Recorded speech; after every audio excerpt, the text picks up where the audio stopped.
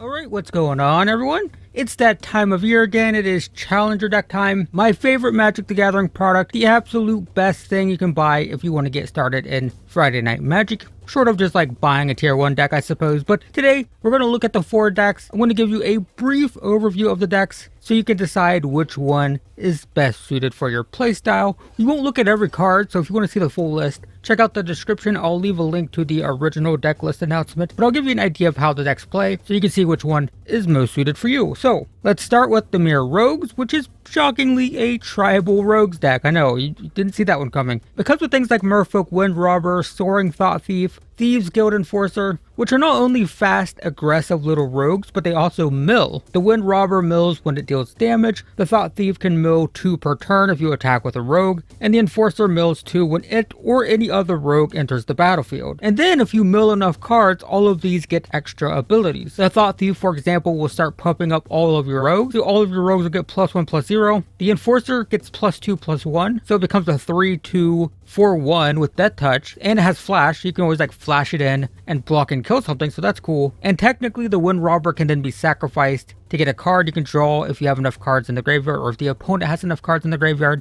But the idea is aggressive, cheaply costed rogues that all mill and then have payoffs for filling your opponent's graveyard. So in addition to this, there are more payoffs for milling with things like Vantress Gargoyle and Nighthawk Scavenger, both of which are big, powerful game finishers if you can fill the graveyard with your early game rogues. The Nighthawk Scavenger in particular can be devastating because not only does it hit really hard, it can have a ton of power because it has power equal to the amount of cards your opponent has, or the amount of card types the opponent has in their graveyard, +1, but it also has flying and lifelink, so it can often outpace aggro and Stumpy decks. If you watched my gameplay video, I played this deck straight out of the box, and Nighthawk Scavenger frequently just made me, be able to outraise the aggro decks, which is pretty cool. And the Gargoyle is a 2-mana 5/4, but it can't attack unless you can fill your opponent's graveyard, and also it can tap to mill to, help speed up that process if necessary. And then there's also Zeroth Sun, which can be flashed in on an unblocked attacker to like surprise hit the opponent, right? Like you can attack with a 1 power flyer like the Wind Robber, and if it goes unblocked, which it might because it has flying, you can flash this in, replace it, so you're hitting for 4 instead, and then when it hits the opponent, you get to steal something from their graveyard and return to the battlefield. So you mill their stuff into their graveyard and then you take it for yourself. So that's pretty cool. And then naturally, because it's a Dimir deck, we do get lots of great removal. We get Heartless Act, Blood Chief's Thirst, Drown in the Lock. While control isn't the main focus of the deck, it does often lead to like a tempo advantage, being able to blow up a blocker, being able to counter like a key piece of removal or a board sweeper or something like that. Having just a little bit of control magic, not a ton, but just enough to kind of, protect your threats or, ensure that you can get through with them to remain on the offensive. This deck, it's an aggro deck first. It's not super aggressive compared to like mono red, but it's a like proactive attacking deck first with a little bit of control as a backup plan. And that's the Dimir Rogues deck. In short, expect to play fast, early rogues, mill your opponent's deck, and then swarm the opponent with either small evasive rogues that are going to get pumped up or just massive beat down flyers in the mid to late game. If that sounds like your kind of thing, Dimir Rogues might be your deck.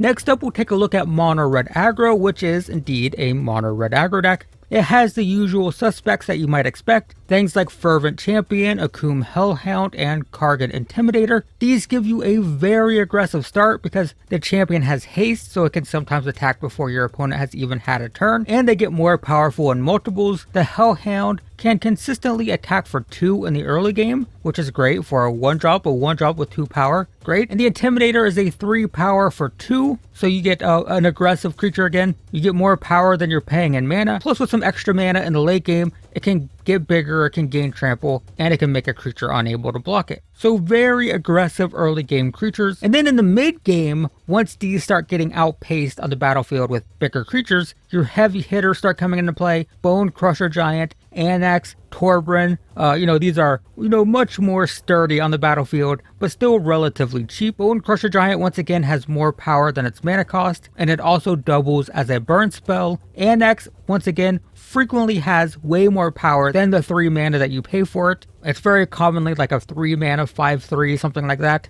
so another aggressively costed creature, and it also allows you to keep pressure on your opponent as he'll produce tokens when things die. So you can just, send all your stuff at your opponent, and if they block some 1/1s or whatever, it's fine because you'll get replacements. You'll get tokens to replace the stuff that dies, so you can just keep pressuring the opponent. And then Torbran will add 2 extra damage to every red source of damage that you deal, which allows us to finish the game, right? Like when you have 2 or 3 1/1s, or like an Annex and a Bone Crusher Giant and maybe a Fervent Champion or whatever, if you can slam a Torbran, just everything gets more powerful, everything deals more damage, so you can just get that last little bit through to end the game. There's also Embercleave, which will often just straight up win the game the turn you play it. It gives the creature +1/+1 and double strike, so just putting this on like a Bone Crusher Giant, for example, can be game ending. A Bone Crusher Giant with an Embercleave is dealing 10 damage, right? It's getting +1 power, so it's got 5 power, it's gonna hit twice, get double strike. That's pretty devastating. And like even if you have no other permanents, just Annex and Embercleave hits for 10 damage, because you'll have 4 power from the 4 red mana symbols, +1, and then you'll hit twice. And that's assuming that you don't have several other, red creatures on the battlefield.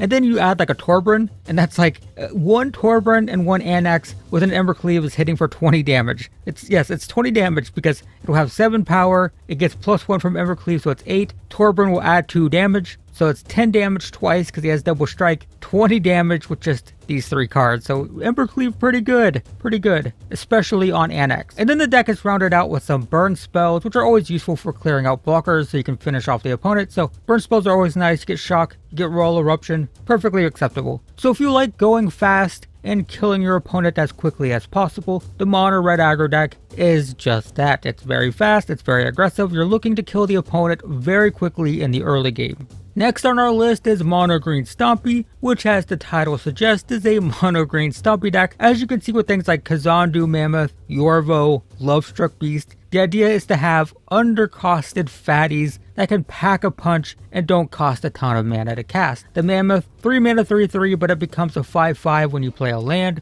Yorvo, 3 mana 4/4, so it's bigger than its mana cost, and it'll get extra +1/+1 counters as you play stuff, so it gets bigger and bigger. And the Lovestruck Beast is a 5/5 for 3, and he can't attack unless you control a 1/1, but the adventure allows you to produce a 1/1 token. So the idea here, very big creatures for their mana cost. These creatures typically dominate the battlefield, especially in the early game, because they're so undercosted. You also get early game threats like Sir Farron, Scavenging Ooze, Stone Coil Serpent. Sir Farron is a 2-drop that can pump up other creatures. Scavenging Ooze is great because it's a perfectly fine creature early on, but it's also devastating in the late game because they can just come down, eat the graveyard, gain a bunch of life, become just a big, giant, massive threat. So it's great on turn 2. It's also just as good on turn 8. It's good regardless of when you draw it. Also gains life against aggro decks, so that's always nice. And Stone Coil Serpent is a great utility creature in this deck. It can be played on turn 2, so you can curve out with like Lovestruck Beast or whatever. You can turn 1 get a 1/1, turn 2 get a 2/2,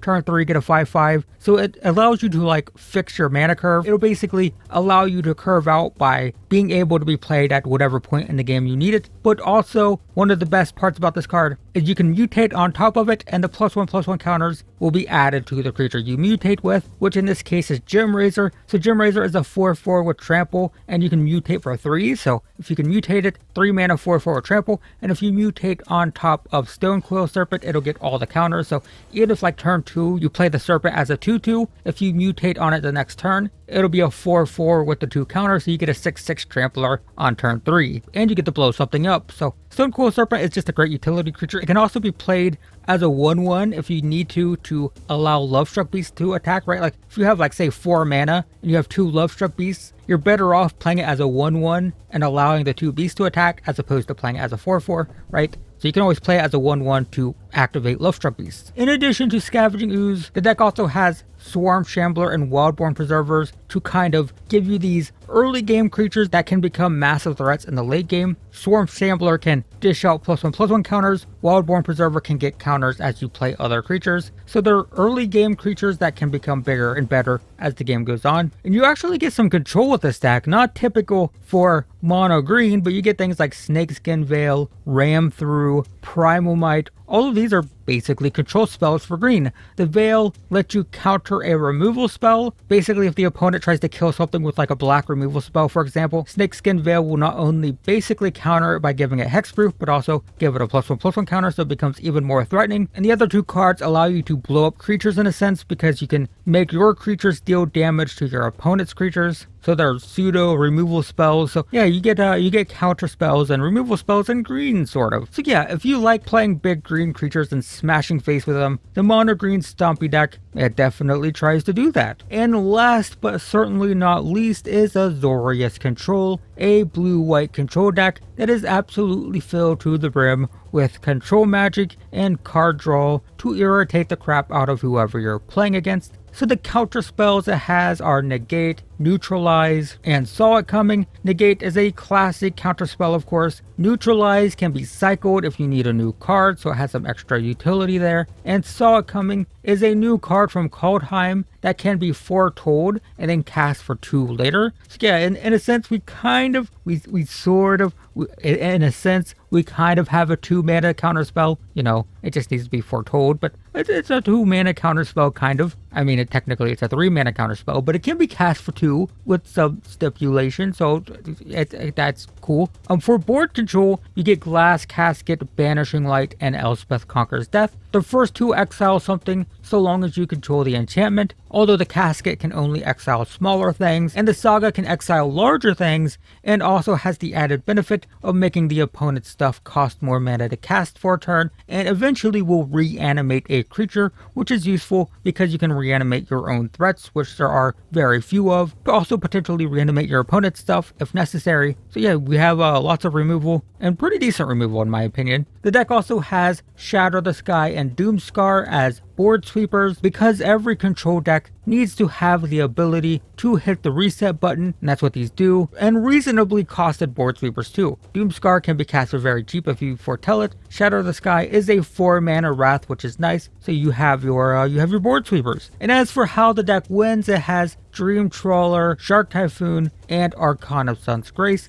The first of which is the most straightforward, as it's just a massive flying beater that can draw cards when it attacks, and it can also protect itself by getting hexproof when you discard. So nothing too complicated here. You play Dream Trawler, your opponent has a hard time interacting with it because you can discard to give it hexproof, and it just absolutely smashes face. Shark Typhoon, on the other hand, you can cycle it to get a flying shark and draw a card because you're cycling, or you can cast it, and if you can cast it, it'll start producing tokens for all of your non-creature spells that you cast. So every counter spell you play is going to get a token, every removal spell you play is going to get a token, everything you play, the vast majority of the deck is non-creature spells, and all of them are going to produce tokens. And the Archon will also produce tokens whenever you cast enchantments. And remember, the removal package I looked at earlier is all enchantments, so your removal spells are not only going to remove your opponent's creatures, but they're going to give you extra tokens to win the game with. Plus this deck has like Birth of Meletis and Omen of the Sea, and plenty of other things that can trigger the Archon. Even the Shark Typhoon is an enchantment that will put out a token with Archon. So Archon will produce tokens with Shark Typhoon, and then just everything creates tokens if you have both of those in play. So yeah, that's the idea. The deck also has tons of filtering, of course, Omen of the Sea, Thirst for Meaning,